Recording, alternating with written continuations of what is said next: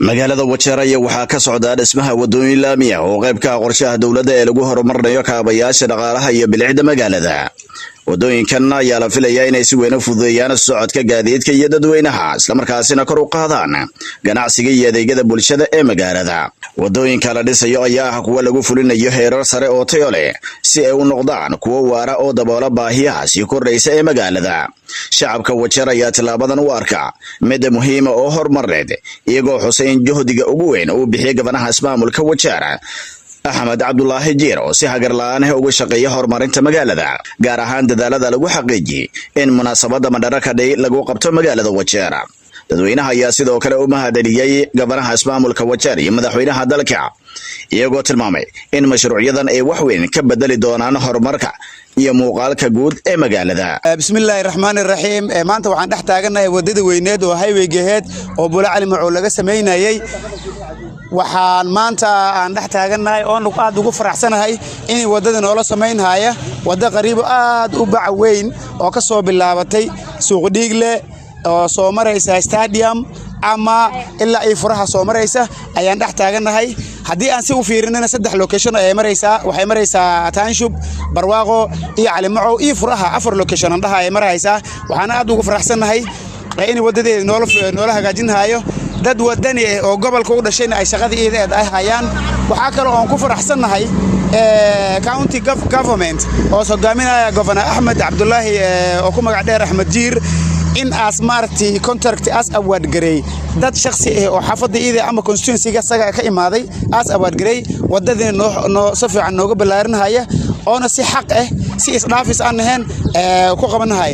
waxa kale oo mahadcelin mudan madaxweynaha Kenya oo filayna bil ka bacdina soo imaada Ra'iisul Wasaare William Samoei Ruto.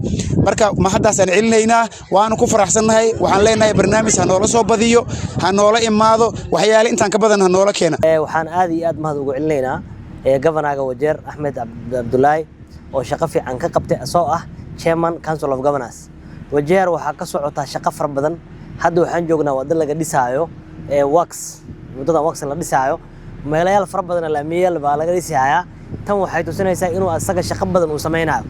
mar dhow waxaan hoostagareen doonaa national event oo loo yaqaan Madaraka Day. waxaan rabnaa Kenyaanka meel kasta ay joogaan inay ku soo dhawaadaan magaalada Wajeer. magaalada Wajeer amaankeeda waa sugan yahay. mar dhow Wajeer waxa qaadatay bilad oo ah the best aldegri county, the peaceful county.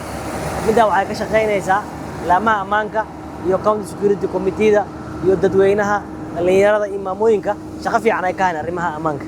marka waxaan rabnaa in kastoo meeshan aan ku qaban doono Madaraka Day taariikh 1 bisha 6 dadka dhan oo Kenyaanka dhamaan inay iskugu imaan magaalada oo maxalliga arinta aan qabano. midda labaad governorka shaqadiisa way muuqataa.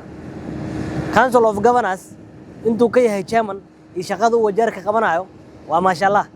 ninka waa maanta ninkii la dhihi lahay hatta sanad bilaash lagu siiyo oo hatta la raadin lahayn baa aman in la dhihi lahayn. shaqadiisu waa caddahay.